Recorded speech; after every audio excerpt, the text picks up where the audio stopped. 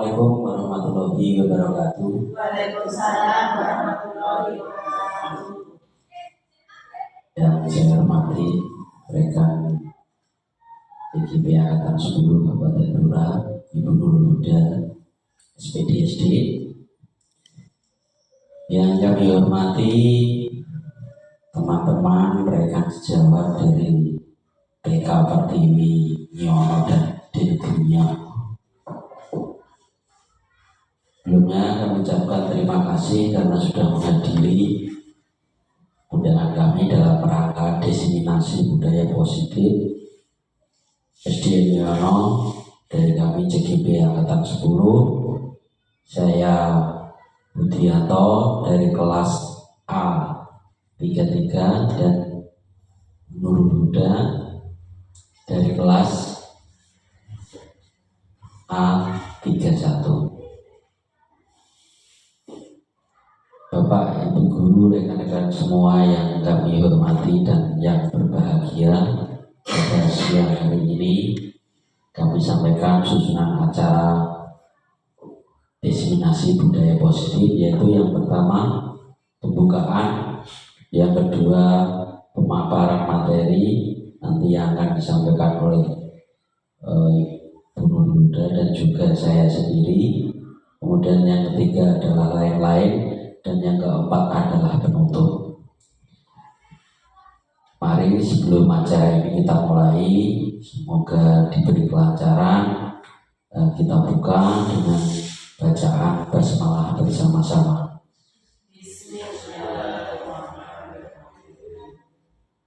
Untuk selanjutnya adalah pemaparan materi. Yang pertama akan disampaikan oleh teman CGP kita, yaitu Ibu Nurul Huda. Monggo Bu Nurul.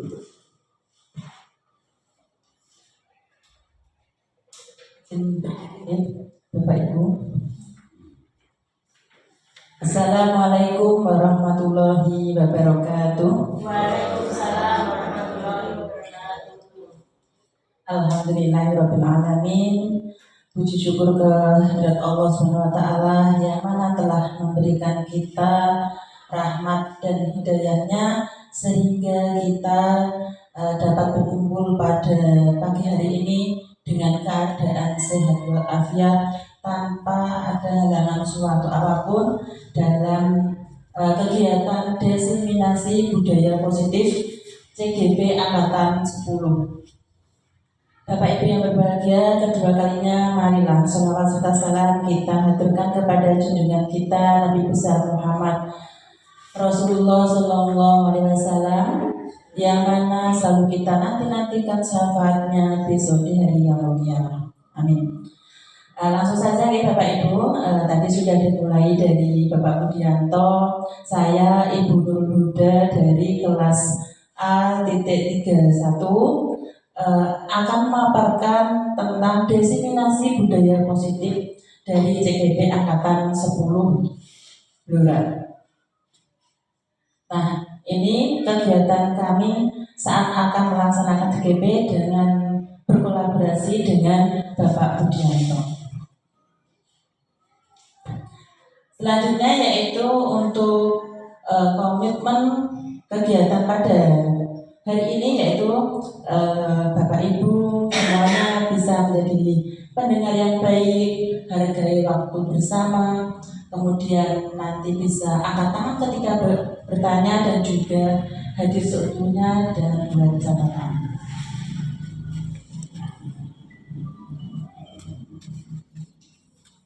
Mungkin ada masukan dari Bapak Ibu untuk komitmen belajar ini.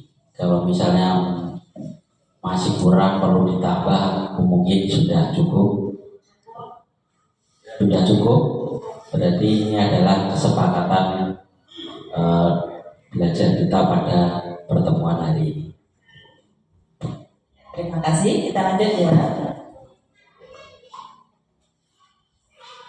Nah, tujuan dari pembelajaran kami ya diseminasi disiplin positif, yaitu akan mendemonstrasikan pemahaman mengenai konsep budaya positif yang di dalamnya terdapat konsep perubahan paradigma stimulus respon dan teori kontrol, kemudian juga 3 teori motivasi perilaku manusia, ada dari motivasi internal dan juga eksternal, kemudian juga keyakinan kelas, hukuman dan penghargaan, kemudian 5 kebutuhan dasar manusia, 5 posisi kontrol guru, dan segitiga restitusi. Selanjutnya yaitu menerapkan strategi disiplin positif yang memerdekakan murid untuk menciptakan ekosistem sekolah aman dan berpihak pada murid. Selanjutnya, teman sejawat mampu membuat keyakinan kelas di kelasnya masing-masing.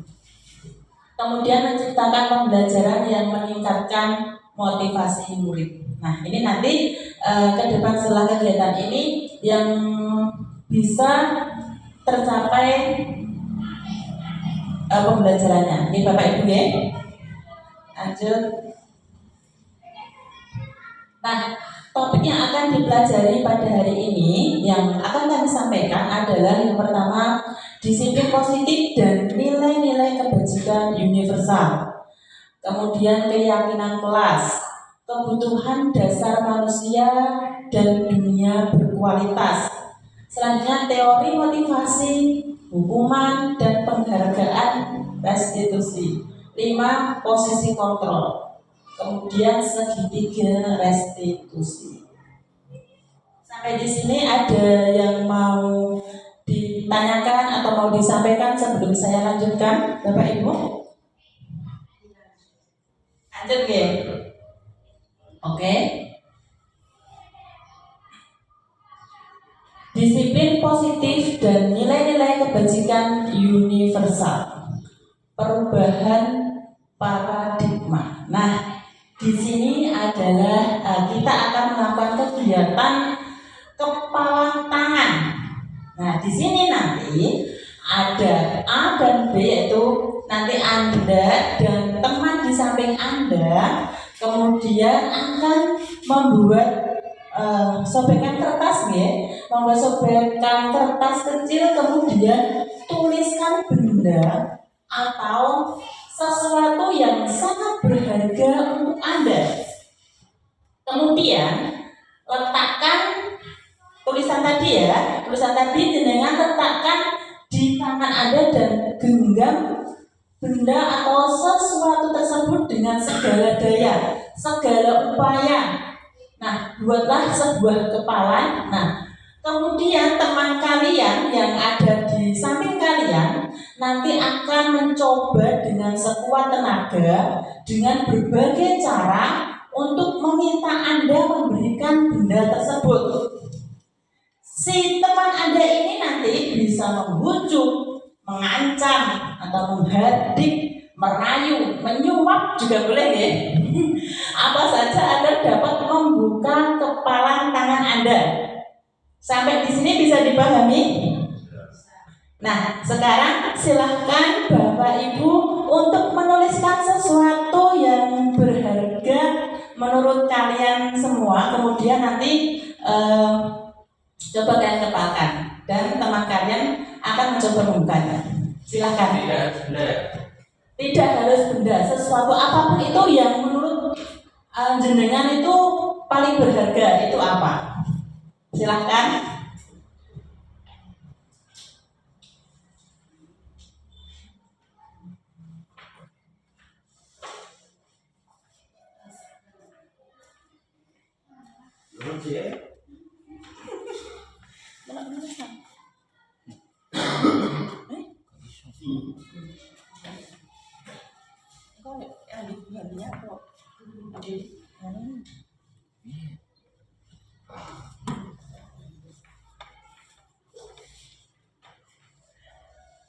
Monggo, sudah? Kalau sudah berarti tugas teman di sampingnya adalah merayu atau mengancam atau apa supaya diberikan apa yang sudah panjenengan tulis. Jadi kan tekniknya monggo Yang namanya kehidupan ini kan banyak sekali. Cara kita mendapatkan sesuatu itu kan banyak sekali. Ada yang kita meminta secara baik-baik diberi, ada yang dengan merayu, ada yang dengan mengancam. Kalau seperti begal itu kan cara memintanya kan dengan mengancam. Monggo, monggo yang di sampingnya pakai trik atau cara supaya diberitahu.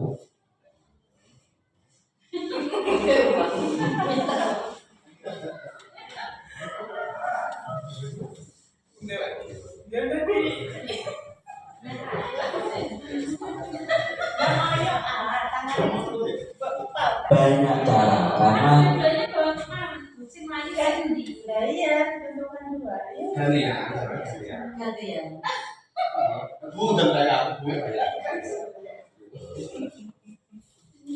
banyak sing matok ya coba dioyok ngono ae.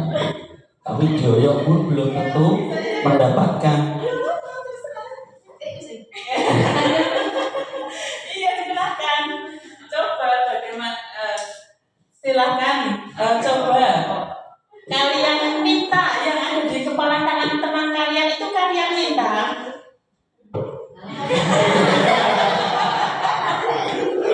Coba kalian minta, kalian buka.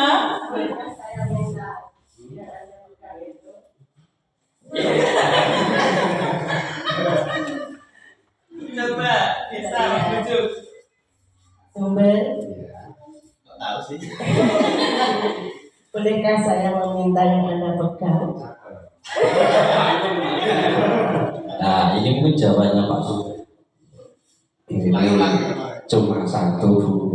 Kalau ini saya kasih jawabannya, saya tidak punya lagi. Ini punyanya Pak Bapak saja.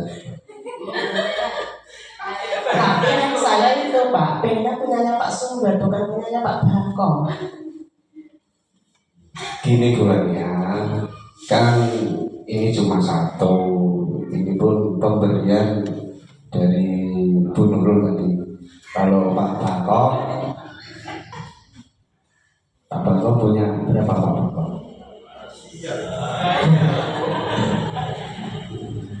Ya, ini ada tantangannya. Kalau misalnya pengen meminta ini Bu, Anda bersiap atau tidak? Apa tantangannya? Saya akan siap untuk mendapatkan sesuatu itu yang Anda pegang. Gini aja, kan ini suasana sangat panas ya. Kalian ibu ya bisa menyemangati teman-teman biar semangat atau bagaimana gitu. Bisa atau tidak Bu? Bisa. Monggo silakan.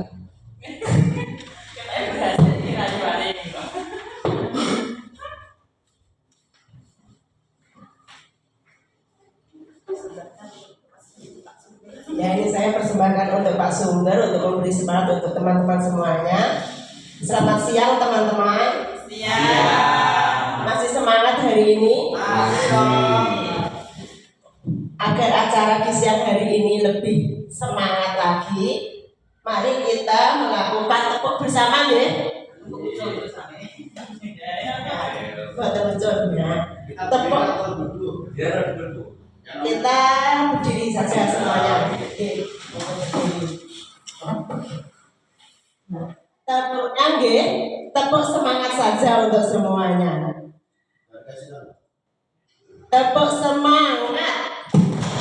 Ding ding, dong dong, dung dung, ding ding, dong dong, dung dung, semangat. Bisa semuanya nggih? Sekali lagi, tepuk semangat. Ding ding, dong dong, dong dong, ding ding, dong dong, Pripun Bapak Sumber? Apakah Ada satu tantangan lagi. ya apa? Kan ini sudah semangat. Bagaimana kalau satu lagu bernyanyi untuk teman-teman ini biar semangat lagi? Nyanyinya apa Pak? Ya lagu biasa yang dikasih sama anak-anak aja. Oke. Lagunya ini saja ya, selamat pagi Bunda aja ya. Selamat pagi Bunda, selamat pagi Bunda, selamat pagi kami ucapkan. Selamat pagi Bunda, selamat pagi Anda, selamat pagi kami ucapkan. Salam, salam dari kami yang mau pintar bersama-sama. Salam, salam, terimalah salam dari kami yang mau pintar bersama-sama. Sampun Pak? Sudah, karena buahnya sudah berhasil merayu saya, ya ini saya berikan buahnya. Terima kasih. Bu Maria yang sudah berhasil Berhasil Pak Sugiantoro memberikan apa yang sudah dituliskan oleh Pak Sugiantoro. Monggo Bu Nurul, dari hasil itu apa yang akan Bu Nurul sampaikan? Ya, untuk teman yang lain bagaimana? Apakah sudah dapat bisa membuka punya temannya? Bu Sutreswati dan Bu Suliswati ini seru kelihatannya ya. Oh, coba nih. Bu Sutreswati kan mempunyai yang sangat berharga ya ini ya. Coba Bu Sulis, coba kamu berusaha ambil. Terserah bagaimana caranya Bu Sulis supaya berhasil itu bagaimana. Belum PKP Bu. Ayo silakan. Silakan. Yang mamanya melakukan sutras lebih seru ya. Iya. Sutras yang pegang ini, tapi yang dalam sutras. Oke, bisa. Silakan Bu Sutreswati. Banyak cara kita untuk mendapatkan sesuatu. Iya. Juga harus. Nah, saya punya satu yang cocok untuk Bu Sutres. Dia ini mempunyai sesuatu yang berharga dan menarik sekali, Bu. Nah, ini ada di kepalan tangannya Pak Bako. Coba Bu, ambil itu. Itu sangat berharga sekali untuk Bu Soalnya- Sutreswati itu. Soalnya Pak Bako tadi bilang ke saya itu rahasia harta karun. Penasaran tuh. Coba ambil saja. Aku belum bilang ini. Harus sudah sering.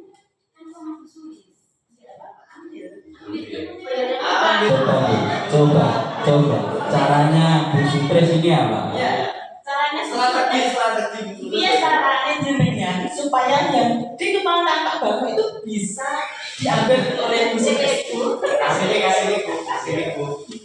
Apakah mau merayu Pak Bako dulu atau mau langsung merebutnya atau bagaimana cara Bu Sutres agar bisa mengambil punya Pak Bako?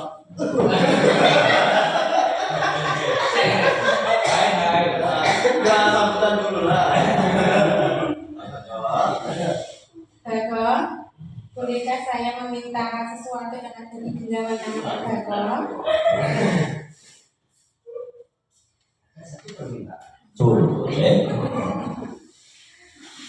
Apa itu? Yang mana yang diminta? Yang ada di genggaman tangan Pak Bako. Oh, pulang. Anjay. Perasaan yang akan itu. Yang ada di tangan Pak.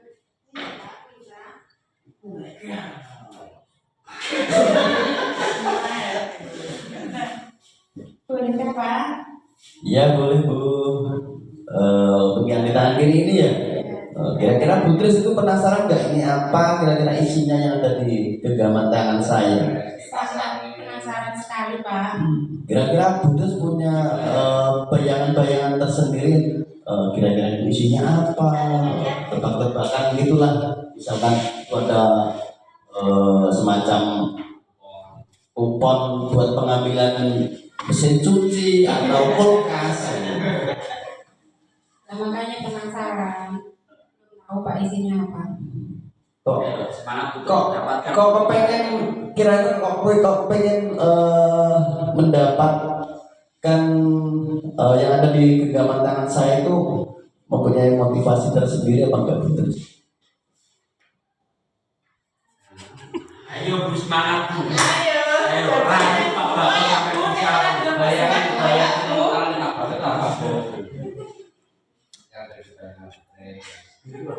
Dan dibayangkan saya.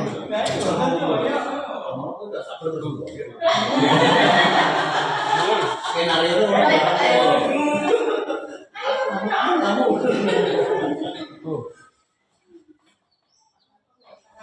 Kalau mau ngasih ya dikasih saja.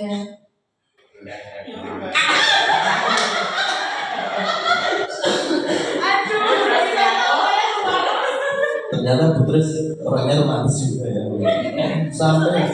Sampai ini titik saya. Ya Bu, bolehkah saya mengajukan satu saja untuk syarat ini? Kira-kira Bu Tris sanggup? Ini apa Pak? Bu Tris kan di sini juga sebagai guru kelas bawah ya. Iya. Ketika pagi untuk memberikan semangat pada anak itu, hal apa yang harus terus lakukan? Mengajak nyanyi kan, atau memberi motivasi tersendiri pada anak tersebut? Ya biasanya mengajak nyanyi Pak. Bu Tris apa? Kira-kira lagu apa yang pernah Bu Tris nyanyikan pada anak ketika pagi itu? Lagu-lagu daerah. Oh, lagu daerah. Ya, silakan Bu Tris. Satu permintaan dari Pak Bako. Lagu daerah. Kira-kira apa lagu daerah yang pernah Bu Tris sampaikan pada anak, yang pernah Bu Tris ajak nyanyi sama anak tersebut? Satu saja Pak. Iya, satu saja. Relax saja Bu Tris, nggak usah kan? Dolanan ya. Iya, boleh. Satu ya Pak. Ya, satu saja.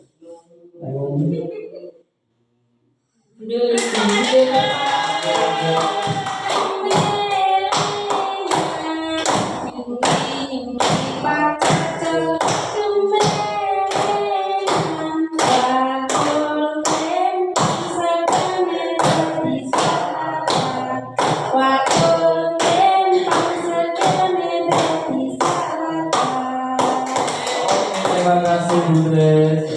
Karena Bu Tris sudah memenuhi permintaan dari saya pun harus memenuhi permintaan dari Bu Sutris, yaitu yang dia inginkan dari genggaman tangan saya tersebut. Terima kasih Bu Tris. Ini saya serahkan.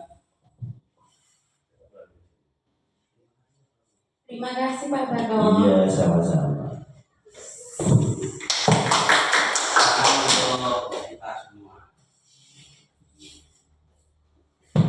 Baik, tepuk tangan untuk kita semua. Sekali ya. Ayo, Bu Nurul, dilanjut. Ya, saya lanjutkan. Nah, apa yang terjadi dari kegiatan tadi? Apa yang terjadi? Yang terjadi apa? Bisakah teman kita mengetahui apa yang kita genggam? Bisakah? Ada yang bisa, ada yang tidak.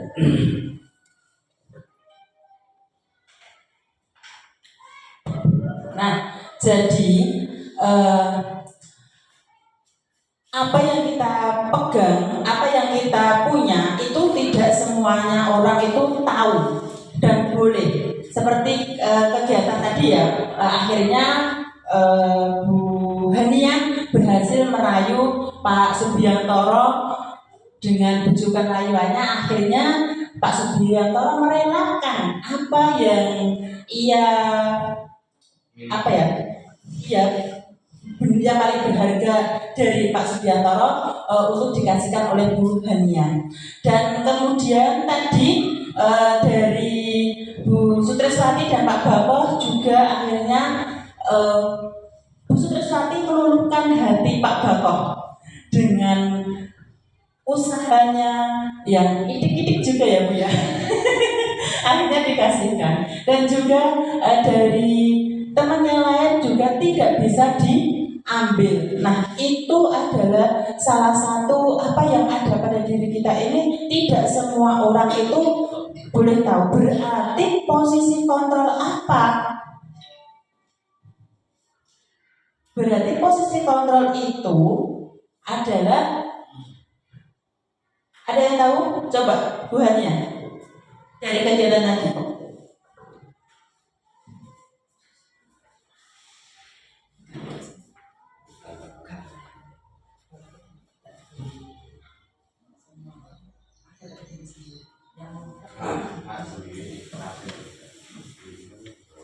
Terima kasih. Dari kegiatan tadi, hal yang bisa saya ambil yaitu untuk mendapatkan sesuatu tidaklah mudah, dan kita itu memerlukan banyak usaha agar kita dapat mencapai apa yang kita inginkan, mencapai yang kita cita-citakan. Kita itu harus benar-benar berusaha bagaimana caranya agar untuk mendapatkannya.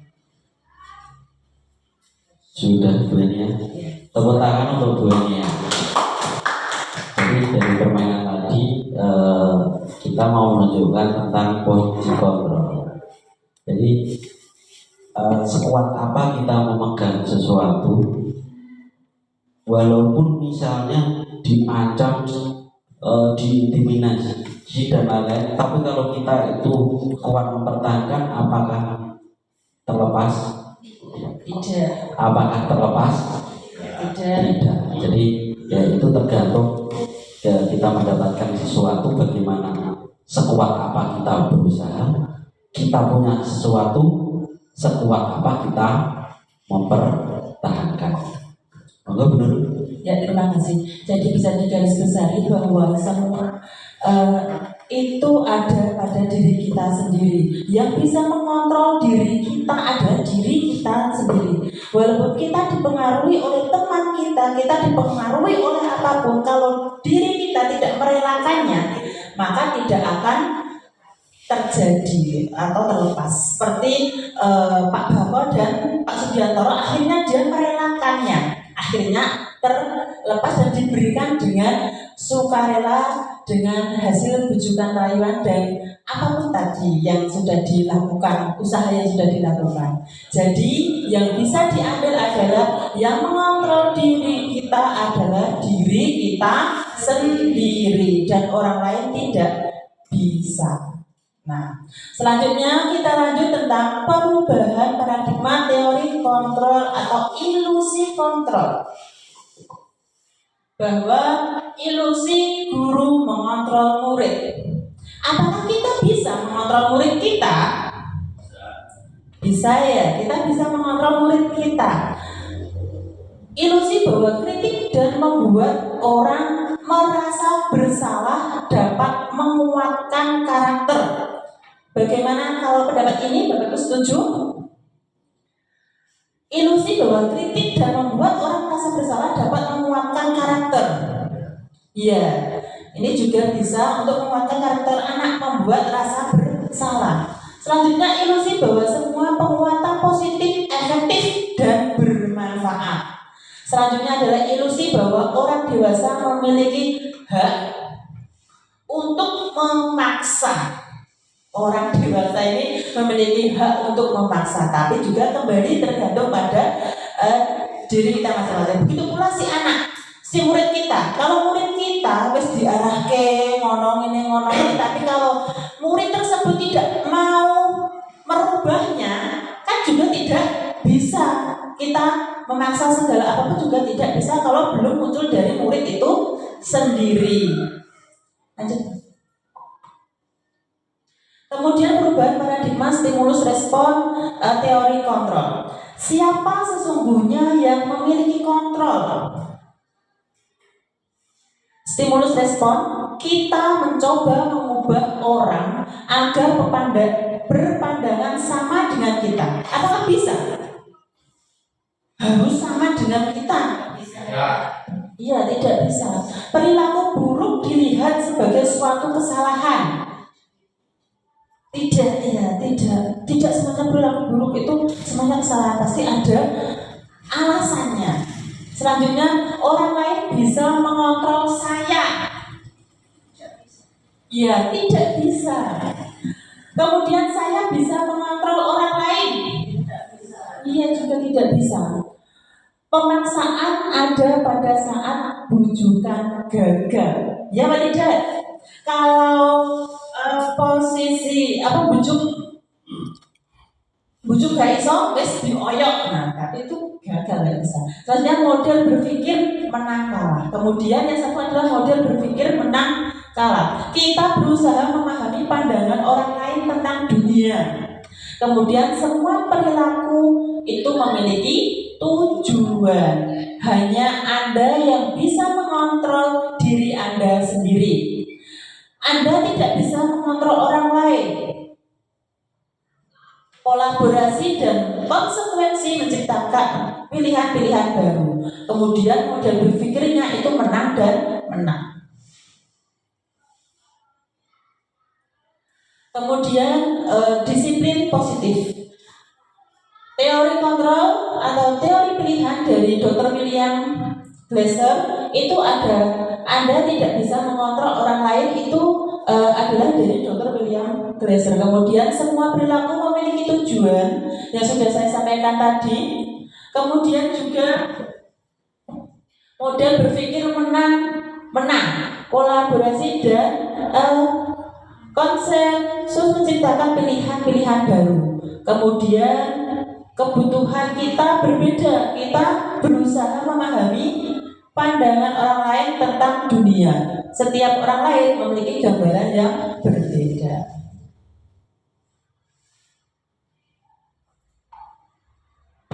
Apakah makna disiplin? Apa menurut Bapak Ibu kalau mendengar kata disiplin?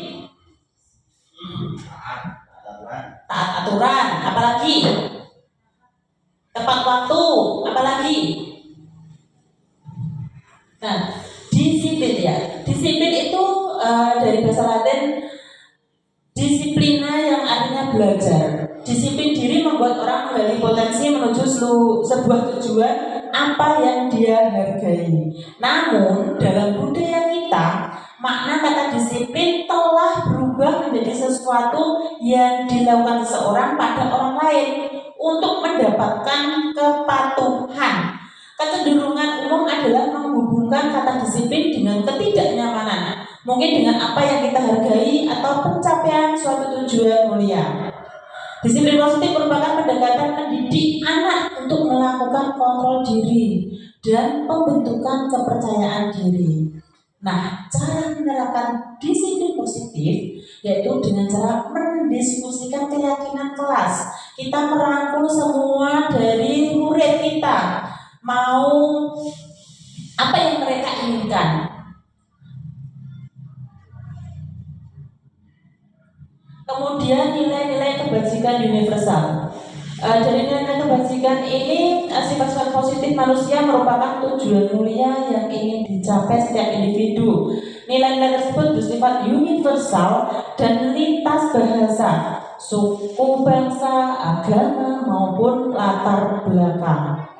Nah, setiap perilaku atau perbuatan memiliki suatu tujuan.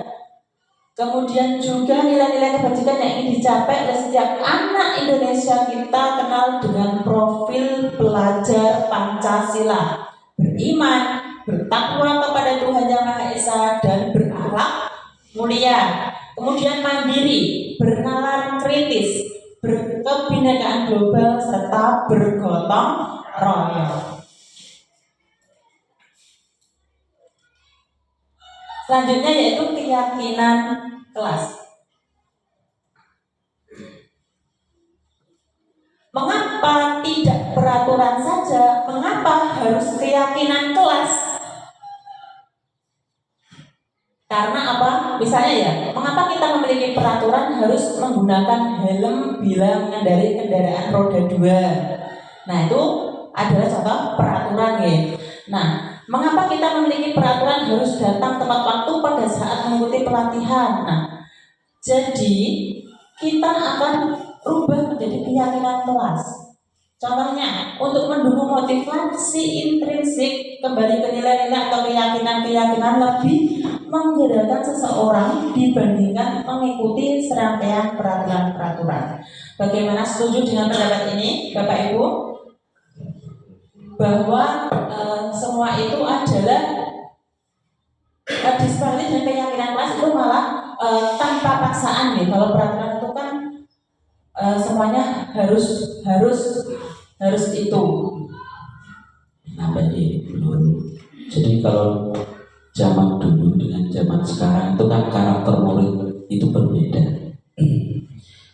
Mungkin kalau zaman dulu, apalagi zaman kita baru merdeka dulu, memang cara mematuhkan murid itu memang dengan peraturan. Hampir taat peraturan, yang namanya murid patuh, diajar ya gampang. Tapi seiring perkembangan zaman, karakter dari peserta didik kita itu sudah berbeda. Kalau kita memakai peraturan tanpa mereka dilibatkan, itu mereka akan lebih mudah melanggar. Kalau dulu ada peraturan ditaati, kalau sekarang ada peraturan pasti dilanggar. Oleh karena itu maka sekarang peraturan yang dulu biasanya peraturan sekolah ataupun tata tertib di kelas itu sekarang sudah saatnya diganti dengan namanya keyakinan kelas. Agak sama tapi beda cara prosesnya. Jadi yang menentukan peraturan itu adalah anak sendiri, sehingga bocah dewi sing melaksanakan bocah dewi. Dengan harapan seperti itu mereka akan melaksanakan dengan penuh tanggung jawab tanpa paksaan. Itu maksud dari keyakinan kelas. Monggo dilanjut Bu Nurul.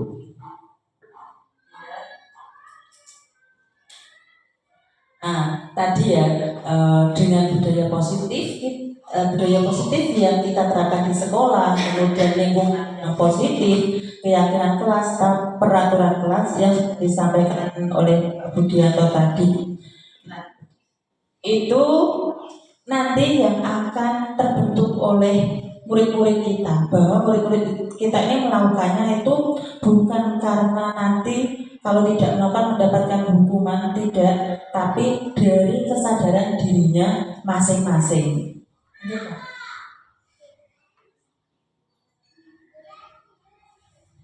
Nah, ini adalah perbedaan peraturan dan keyakinan kelas.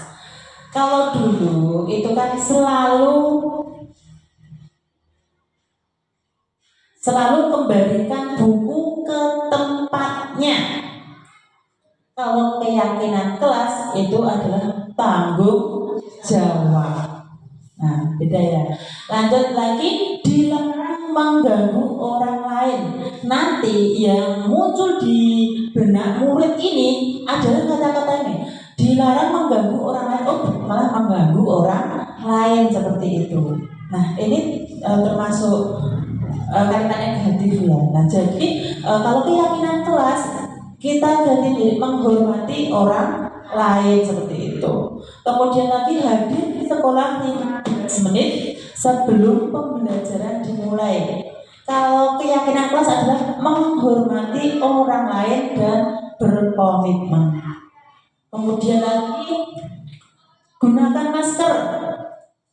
Harus menggunakan masker. Nah, ini bisa diganti kesehatan dan keselamatan. Kalau kita ingin sehat, kalau kita ingin selamat, berarti kita akan sadar menggunakan masker itu sendiri. Nah, lanjut Pak. Nah, baik Bu Nurul. Jadi dari kata-kata ini bisa kita lihat bahwa untuk peraturan itu memang banyak kata-kata negatifnya. Dilarang, kemudian memerintah, dan diharapkan dengan paradigma, dengan perubahan sekarang, karakter anak-anak sekarang ini kan jauh berbeda dengan anak dahulu. Kita bawa anak itu untuk berpikir positif. Jadi tidak di benaknya itu dilarang, diperintah seperti itu. Tapi dengan kata-kata positif, dengan misalnya menghormati, itu kan kata-kata positif. tanggung jawab, kemudian dan lain-lain. Pokoknya kita merubah mindset anak-anak itu pikirnya dari berpikir ke negatif ke pikir ke positif. Jadi tata tertib kelas yang ada itu mungkin Bapak Ibu bisa diganti untuk selanjutnya menjadi keyakinan kelas dengan merubah apa yang ada di situ dilarang atau perintah menjadi kata-kata yang positif. Jadi anak itu merasa lebih dihargai. Seperti itu. Nah, ya pas lagi ini kan akan mulai tahun ajaran baru ya, Bapak Ibu, marilah kita untuk berbenah diri, untuk kita melakukan paradigma perubahan. Kita bisa melakukan dari kelas kita masing-masing ya. Nah, kita bisa merangkul semua murid kita, kita ajak diskusi bersama apa yang mereka inginkan. Nah, nanti kita akan tahu, akan terwujud sebuah keyakinan kelas, ya. Kemudian selanjutnya dihukum oleh penghargaan. Penghargaan menurunkan kualitas. Penghargaan mematikan kreativitas. Penghargaan mengurangi motivasi intrinsik. Maksudnya ada yang bisa menjelaskan maksud dari dihukum oleh penghargaan? Silakan.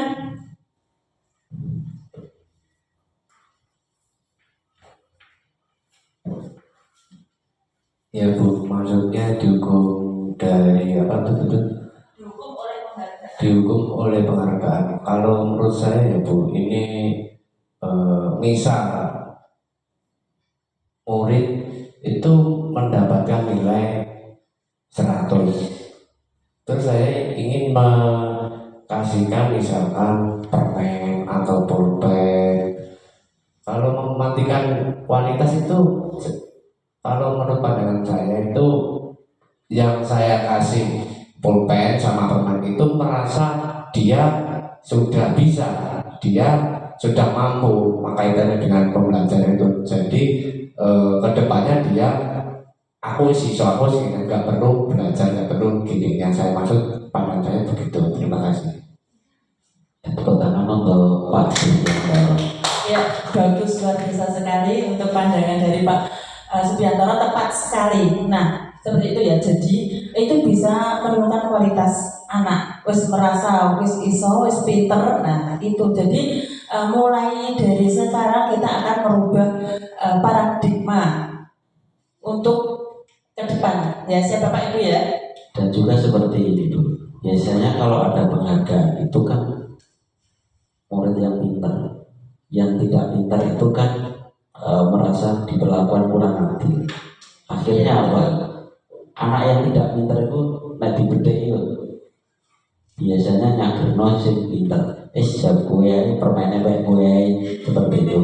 Itu yang menurunkan kualitas. Jadi untuk anak-anak yang low itu biasanya tambah tidak bisa.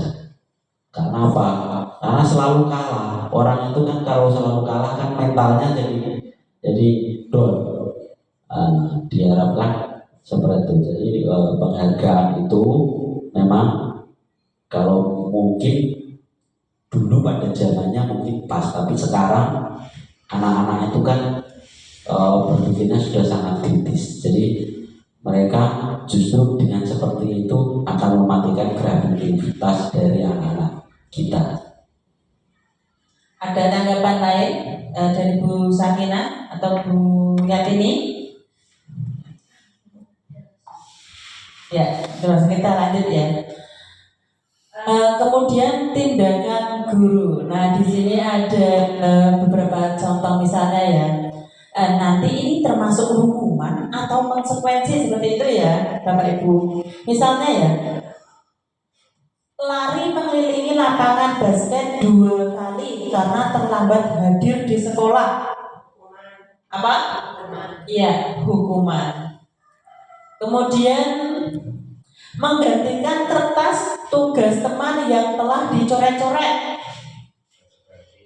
Ya, betul, konsekuensi. Selanjutnya lagi, murid disuruh untuk mengenali mengenakan sepatu seharian di sekolah karena tidak mengenakan sepatu hitam? Hukuman atau konsekuensi? Iya, hukuman. Nah, di sini Bapak Ibu sudah hebat semua ya. Sudah tahu kalau ini adalah hukuman. Misal lagi membersihkan tumpahan air di meja tulis karena tersenggol pada saat belajar. Iya, karena apa? Konsekuensi adalah mengajak anak mengetahui kalau kita melakukan sesuatu berarti anak tersebut harus konsekuensinya apa yang harus dilakukannya. Kalau dia mencerai-cerai berarti dia harus menggantikannya. Nah, itu perbedaan antara hukuman dan konsekuensi. Lanjut Pak. Lanjut Pak. Lanjut. Nah, selanjutnya yaitu kebutuhan dasar manusia dan dunia berkualitas. Nah, sebelum kita lanjut ke kebutuhan dasar manusia dan dunia berkualitas, ada yang mau disampaikan dari Bapak Ibu semua? Lanjut silahkan untuk Bapak Budi, kami persilahkan. Baik, terima kasih Bu Dalia, Bu Nurul yang operator. Jadi kita berbagi saja. Saya yakin panjenengan itu sudah lama menjadi guru, tentunya juga ilmunya juga sudah sangat-sangat luar biasa. Namun tidak salahnya kita update pengetahuan supaya kita tidak ketinggalan zaman. Di sini saya akan melanjutkan dari presentasi Bu Nurul bahwa kebutuhan dasar manusia. Kebutuhan dasar manusia itu yaitu yang pertama adalah bertahan hidup. Jadi ini sudah otomatis bahwa manusia itu pasti hal pertama yang dilakukan bertahan hidup. Bahkan pada waktu di perut itu saja bagaimana caranya hidup itu kan sudah menjadi kebutuhan. Jadi anak itu walaupun tidak bisa mencari sandang pangan itu kan ada cara bagaimana bisa bertahan hidup. Kemudian kasih sayang dan rasa diterima. Jadi anak-anak yang kita ajar itu, makanya kita harus mengajar itu dengan kasih sayang. Karena mereka memang itu kebutuhan. Anak-anak yang kurang kasih sayang dan rasa diterima itu sebenarnya mereka akan timbul gejolak. Saya ada cerita seperti ini. Ini anak saya sendiri, Pak Toto. Jadi anak saya itu kelas 1 SMA. Itu memang karena mungkin kesibukan saya atau apa, terus komunikasi saya dengan anak saya itu kurang. Saya itu tersentuhnya pada waktu kelas menjelang kelas 3, kelas pertengahan kelas 2. Jadi sepele omongannya, tapi ternyata tak rasa-rasa itu ya memang betul. Tak kira itu karena pada waktu saya sekolah, aku dibarno oleh orang tua saya no problem. Karena saya bisa mencari kesenangan saya sendiri, kebanggaan saya sendiri. Tapi itu tidak terjadi di anak saya. Saya dulu itu arep ditakoi arep orang itu nggak pengaruh, karena memang tujuan saya itu sekolah golek ilmu sudah. Tapi anak saya ini beda. Pada waktu kelas 1 dan kelas 2 itu memang susah sekali saya itu. Trek-trekan pulang malam. Ternyata saya tahu pada waktu menjelang kelas 3 itu WA saya begini. Bapak saya gak pernah WA saya. Saya madem. Loh, ternyata butuh. Anak saya ternyata butuh. Jadi saya rada-rada terocok waktu itu. Oh, ternyata angel tak atur itu gara-gara kurang kasih sayang. Dan benar, setelah saya buktikan style semangat borong sinau borong ternyata anak saya itu jadi penurut, gampang diatur, kemudian sering mendapatkan nilai yang bagus. Bahkan di foto nih untuk nilai di foto saya kadang kok bisa tak barno, karena memang saya waktu itu yo gegetannya apa, tidak sesuai dengan apa yang saya inginkan. Pengenku mondok, lulus di pondok, tapi dia di tengah jalan tidak mau melanjutkan. Saya sebetulnya kan wis rada gregetan karena tidak sesuai dengan ekspektasi saya. Tapi ternyata memang anak itu tidak seperti itu. Setelah saya belajar guru bergerak ini, saya baru tahu kesalahan saya. Jadi alhamdulillah sekarang anak saya sendiri itu tak kuliah noreni yo manut, tak daftar manut. Saya yo cara mulai bengi wajar mencalanan, tapi kan tidak terus. Kalau dulu itu anak saya 2:30 mesti mulai kalah, saya kalah mesti balik 2:30. Tapi sekarang alhamdulillah, berarti ini kebutuhan kasih sayang dan rasa diterima ini memang sangat penting. Itu usia SMA loh, apalagi kita yang kita ajar ini adalah cah TK dan cah SD itu sangat diperlukan. Kemudian kebutuhan penguasaan, calonan DPR, calonan bupati itu adalah salah satu manusia itu pengennya menguasai. Corong ini enggak di ada aturan ngomong, corong berkat iku ora dirasa ewah, ora ana norma sosial, norma hukum, berkat ingkung mesti dibagi. Itu kan memang itu kebutuhan dasar manusia. Kemudian kebebasan, ternyata anak kita itu juga pengen bebas. Ini terlalu dikekang itu kurang bagus.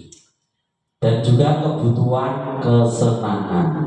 Nah ini jadi monggo kita belajar untuk memahami kebutuhan dasar manusia, terutama untuk kebutuhan anak didik kita. Next dulu. Nah, ini adalah foto-foto contoh anak-anak yang pengen senang tadi. Ya, mereka yang dijak dolanan ini soalnya itu. Itu 5 posisi kontrol. Jadi sebagai seorang guru kita itu harus bisa mengontrol murid kita. Sebetulnya sudah panjenengan laksanakan, tapi update pengetahuan saja. Berarti kita harus seperti itu. Jadi posisi kontrol yang pertama ini adalah posisi penghukum. Jadi posisi penghukum ini adalah contohnya menghardik, menunjuk-nunjuk, menyakiti, dan menyindir. Jadi monggo refleksi diri, selama di kelas ini kita sudah melakukan posisi kontrol apa. Terus contohnya ini, kalau kamu tidak melakukannya awas ya. Ini seperti Butris tadi kan mengancam Bapak. Posisi kontrol, ini adalah posisi kontrol. Kemudian yang kedua adalah membuat orang merasa bersalah. Ini dengan cara yang lebih halus. Carane basa anu ya apa ya? Halus tapi nyelekit. Ini contohnya adalah dengan berceramah, dengan mengatakan seharusnya, terus ibu kecewa. Jadi penghalusan kalimat dari penghukum menjadi murid kita itu merasa bersalah dan oh iya berarti saya salah. Tujuannya adalah misalnya anak didik kita melakukan sebuah kesalahan, tanpa kita mengatakan kamu salah, itu mereka sudah oh iya berarti saya salah. Kemudian posisi kontrol sebagai teman, yaitu dengan membuatkan alasan-alasan untuk muridnya. Contoh, ayolah lakukanlah demi ibu. Saya teman, jadi murid kita perlakukan seperti teman. Masa kamu tidak mau, ingat ibu pernah bantu kamu loh. Jadi kita memposisikan murid kita itu sebagai teman, tidak hanya sebagai ya memang saya guru, kamu murid. Tidak, ini adalah posisi kontrol sebagai teman. Kemudian posisi kontrol sebagai pemantau, yaitu dengan menghitung dan mengukur. Contoh, apa peraturannya, kemudian hasilnya menyesuaikan diri bila diawasi. Kemudian posisi kontrol selanjutnya adalah kalau posisi kontrol dari 1, 2, 3 kurang berhasil, kita bisa melaksanakan yang namanya posisi kontrol kita sebagai manajer. Sebagai manajer itu contohnya dengan mengajukan pertanyaan-pertanyaan. Apa yang kita yakini, apa yang bisa kau kerjakan untuk memperbaiki masalah ini. Kemudian hasilnya adalah untuk menguatkan pribadi. Contohnya muridnya adalah bagaimana caranya saya bisa memperbaiki keadaan. Dengan posisi kontrol kita sebagai manajer dengan murid, itu diharapkan murid seperti itu. Murid murid meletakkan dirinya sebagai individu yang positif dalam dunia berkualitas. Monggo direfleksi, kita sudah melakukan posisi kontrol apa kepada murid kita. Ini contoh pernyataan pertanyaan. Saya kecewa sekali dengan kamu. Nah, ini posisi kontrol yang 5 tadi. Kalau ada contoh, saya kecewa sekali dengan kamu. Ini Bapak Ibu sebagai pembuat orang bersalah, penghukum, teman, pemantau materi atau penghukum. Saya kecewa sekali dengan kamu. Ini adalah pembuat orang merasa bersalah. Tepat sekali itu bunyinya. Kemudian kamu tidak pernah benar melakukannya. Nah, ini termasuk dalam posisi kontrol apa itu? Kamu tidak pernah benar melakukannya.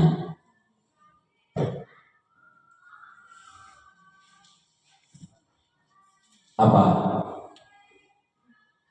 Ini sebagai pembuat orang merasa bersalah, penghukum, teman, pemantau materi atau penghukum.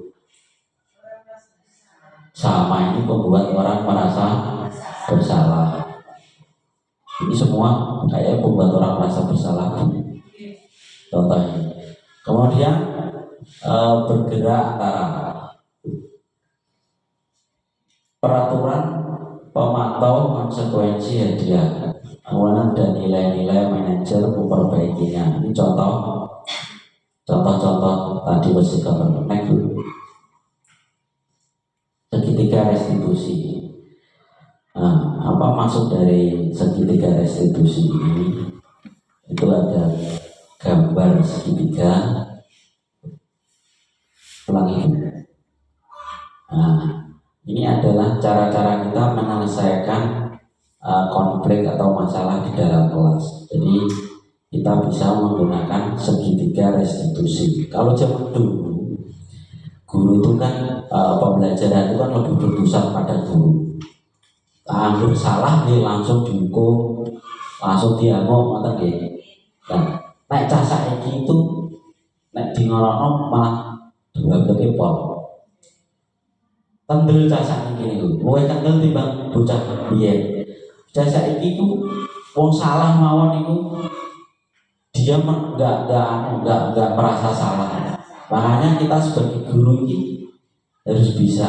Kalau memang murid itu salah, ya dengan posisi kontrol tadi, gimana cara murid itu merasa bersalah. Murid dipengin mlebu malah senang dasar ini. Nah, makanya dari itu kita harus menyelesaikan sesuatu masalah dengan murid itu. Sekarang ini ada yang namanya segitiga restitusi. Jadi Yang pertama adalah dengan menstabilkan identitas. Contohnya adalah guru berkata, berbuat salah itu hal yang manusiawi. Jadi orang murid langsung, kowe salah nggak sesuai dengan aturan, kowe tak hukum. Tolong nyapu kelas sampai resik, nyapu WC lalu wis langsung. Saat ini niku pakai segitiga restitusi dengan kata-kata seperti itu. Kemudian validasi kebutuhan. Jadi kita melakukan pendekatan kepada murid dengan perkataan, contohnya adalah kamu bisa saja kamu melakukan hal yang lebih buruk, tapi kamu tidak melakukannya kan. Misalnya bersalah kan, anak bersalah, kamu masih bisa melakukan hal yang buruk, tapi kenapa kamu tidak melakukannya? Nah, perkataan dari anak itu adalah nanti bagaimana cara kita untuk menanggapi. Jadi ini anak orang lakoni semua hal kan berarti belum tentu sebuah keburukan itu sebuah kesalahan. Karena dia belum tahu saja, akhirnya dilakukan. Kalau dia tahu, mungkin nanti tidak dilakukan. Jadi saat anak-anak itu melakukan sebuah keburukan, kita sebagai guru diharapkan itu jangan langsung menyalahkan anak, tapi kita harus tahu kenapa anak itu melakukan keburukan. Kemudian menanyakan keyakinan. Contoh, apa nilai yang kita percaya di kelas, di sekolah kita? Nilai-nilai universal apa yang kita sepakati? Bocah yang tadi melakukan kesalahan itu kita tanyakan keyakinan, kita menanyakan keyakinan. Jadi nilai-nilai yang kita sepakati, kita tunjukkan tadi kita kesepakatannya kan seperti ini. Dengan kamu melakukan seperti ini, contoh misalnya anak-anak terlambat, kita ingatkan dengan keyakinan kelas. Keyakinan kelas kita bagaimana? Oh iya, harus datang tepat waktu. Nah, kalau kamu terlambat berarti kamu bagaimana? Dia kan akan berkata sendiri, oh iya saya salah. Bukan kita yang menunjukkan kamu salah, kamu tidak sesuai aturan. Tapi biar anak-anak yang mengatakan sendiri. Itu tujuan dari segitiga restitusi. Kemudian refleksi, hal baru apa yang mengubah paradigma saya yang saya berkatakan. Jadi setelah kita melakukan segitiga restitusi, kita melakukan refleksi bersama anak. Anak kita suruh untuk mengungkapkan perasaannya. Bagaimana kalau dengan kamu sudah melakukan kesalahan, kemudian Pak Guru orangnya neni, orang moko, anak-anak akan menyadari dengan sendirinya. Itu anak-anak akan mengatakan apa? Jadi kita sudah menghargai murid. Ini adalah contoh-contoh perubahan paradigma belajar. Contoh yang dapat mengontrol diri sendiri, melakukan sesuatu sesuai dengan kontrol diri sendiri. Ini gambar contoh-contoh yang sudah kita laksanakan di SD Negeri Niono dengan mengikuti upacara dengan hikmah, kemudian melaksanakan ibadah dengan khusyuk. Sekarang ini adalah di SD kita sudah ada program sholat duhur bersama. Jadi anak-anak khusyuk itu kita bisa sebagai contoh.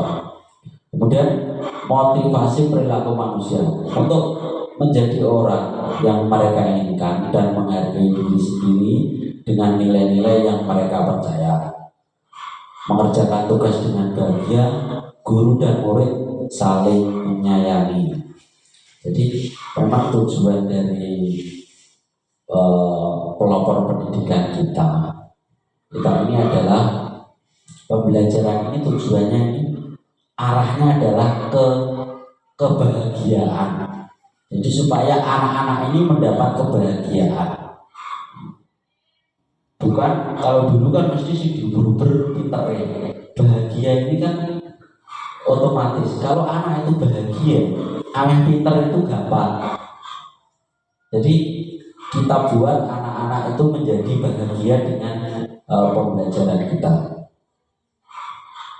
Nah seperti ini.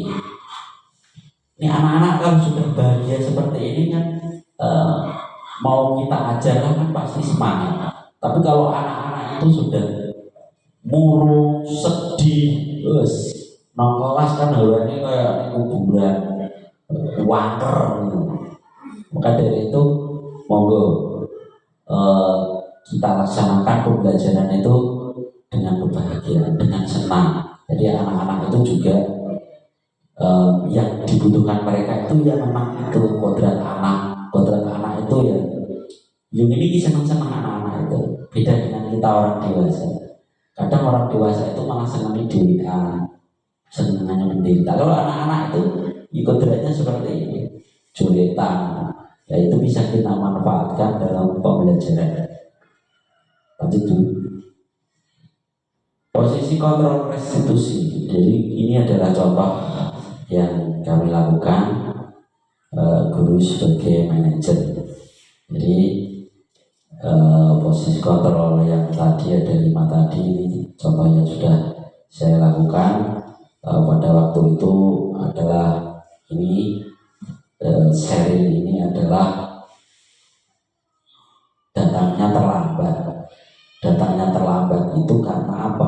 Karena ini saya suruh untuk menganalisa sendiri kenapa bisa seperti itu.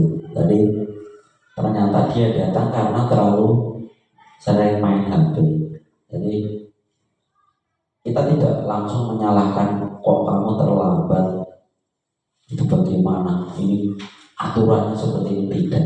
Tapi anak-anak biar menemukan saya terlambat itu karena apa, itu beda sing menemukan, bukan kita yang perintah kowe turu sore kowe turun, enggak, tapi anak-anak biar menemukan sendiri. Jadi saya tanya, ternyata dia terlambatnya karena sering main HP. Seharusnya bagaimana? Kemudian saya lakukan itu. Seharusnya bagaimana supaya tidak terlambat? Ini kan kamu yang tahu, kamu yang melakukan. Lalu Pak Budi yang memerintahkan, belum tentu kamu bisa lakoni. Jadi akhirnya dia tahu, berarti saya harus mengurangi Pak. Nah itu kamu sudah tahu, berarti kamu tinggal melaksanakan. Nah kita tinggal menguatkan seperti itu. Itu tuh contoh restitusi ke anak. Jadi kita bukan murid itu harus seperti kita, bukan, tapi mari kita arahnya murid itu kemana kita ikuti. Yang penting corone wong mlaku iku anggere ame teko kalenan dinggai, ame teko kalenan dinggai. Ada apa mlaku ngiwon selama dia bahagia monggo. Kan dia harus melaku terus, harus tegak harus berjalan berlari. Nah, umpamanya kita menyuruh berlari tapi tengah jalan semaput kan sama saja tidak tercapai tujuan pembelajaran kita. Jadi nyamannya anak itu bagaimana? Nah, dia nyamannya melakukan megal ya bang, sebenarnya tekonggonan ada. Kita harus bintang tekonggon mayu ya. Tengah-tengah semaput, yo podo ae dhisik liyane sing megal-megal. Jadi kita yang mengikuti gaya belajar siswa. Nah, ini contoh-contoh penerapan segitiga restitusi. Nah,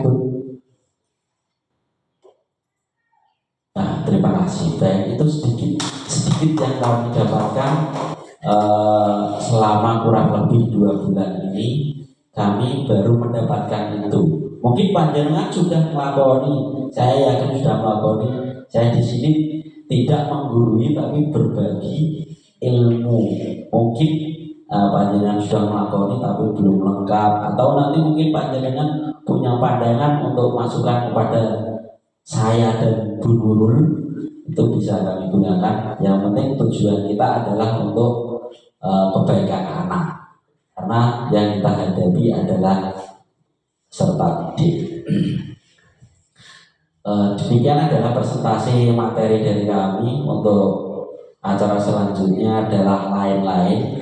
Monggo kami berikan waktu kepada teman-teman, Bapak Ibu semua, untuk mungkin memberikan pertanyaan atau memberikan saran atau memberikan penguatan. Kami persilahkan.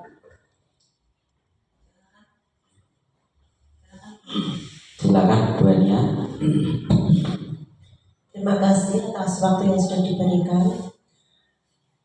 Dan untuk kegiatan diseminasi budaya positif pada siang hari ini, ternyata banyak hal yang saya terima dari kegiatan hari ini.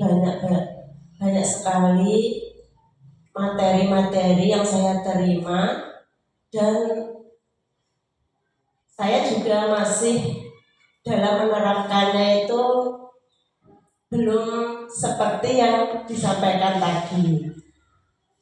Nah, dan untuk kedepannya dari kegiatan ini saya juga akan mengimplementasikannya kepada anak-anak sesuai dengan apa yang saya terima. Dan semoga untuk teman-teman semua juga bisa menerima dari hasil kegiatan kita hari ini untuk bersama-sama mencerdaskan, membimbing anak-anak ke depannya untuk menjadi lebih baik lagi. Demikian dari saya. Monggo yang mau menambahi. Terima kasih Bu Ania, tepuk tangan untuk Bu Ania. Jadi kita sama-sama belajar. Jadi memang tidak ada yang sempurna. Semua kan butuh pembelajaran. Kami juga seperti itu. Memang fokus kita adalah ke anak. Jadi kita berusaha untuk mengubah pola pikir lama kita ke pola pikir baru. Itu. Jadi itu pun tidak seperti nyimbu gedang setelung dino matang. Ini juga saya yakin ini penerapannya juga perlu waktu yang lama. Monggo untuk Bapak Ibu yang lain mungkin bertanya atau memberikan saran atau memberikan masukan. Monggo. Atau refleksi untuk kegiatan pada siang hari ini.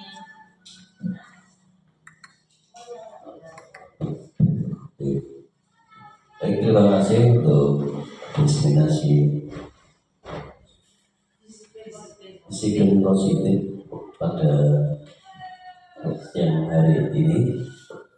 Nah, banyak hal yang kita dapatkan dari diseminasi tersebut, bahwa untuk mengatasi sebuah permasalahan itu kita tidak harus langsung menegur terhadap anak tersebut, tetapi kita setidaknya mencarikan sebuah alasan bahwa anak tersebut misalkan mempunyai permasalahan tersebut itu dari sisi perbuatannya itu bagaimana, awalnya itu bagaimana.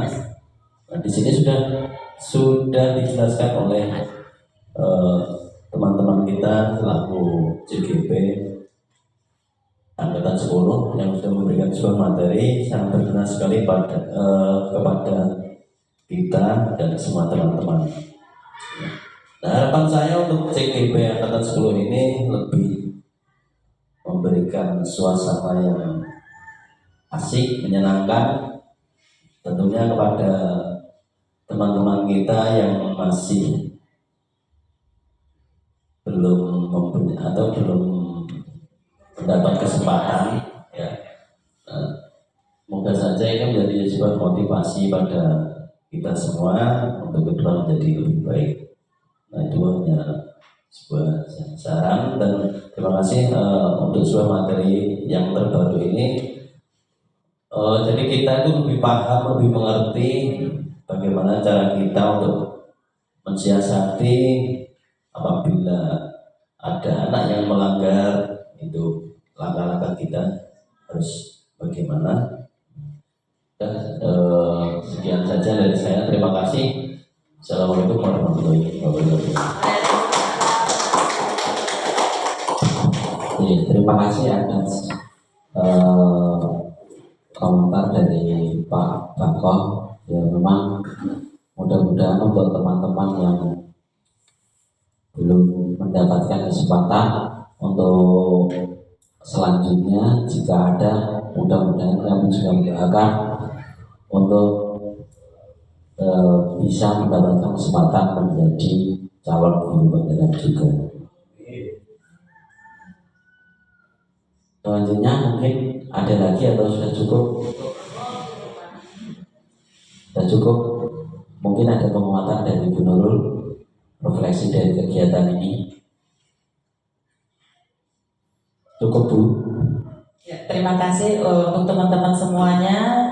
Terima kasih untuk waktunya, terima kasih untuk supportnya, semangatnya juga motivasinya, bahwa bisa ditarik kesimpulan bahwa diseminasi budaya positif ini memang kami dan Bapak Budi bisa memberikan pengalaman kami selama kami mengikuti kegiatan CGP, dan ternyata itu ilmunya sangat bermanfaat sekali. Kemudian bisa diterapkan untuk anak kita, murid-murid kita di jenjang mulai dari TK sampai ke atas. Nah, semoga apa yang kami sampaikan kepada rekan-rekan semua ini dapat membawa manfaat untuk kita semuanya. Terima kasih. Baik, demikian untuk diseminasi budaya positif pada siang hari ini. Saya dan Bu Nurul Huda sekali lagi mengucapkan terima kasih yang sebanyak-banyaknya pada panjenengan semua. Kami tidak bisa membalas apapun, kami hanya mendoakan panjenengan senantiasa diberikan kelimpahan rezeki, kemudian kesehatan, bisa bekerja, bisa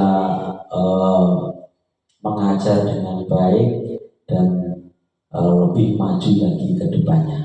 Amin. Demikian dari kami, kurang lebihnya mohon maaf.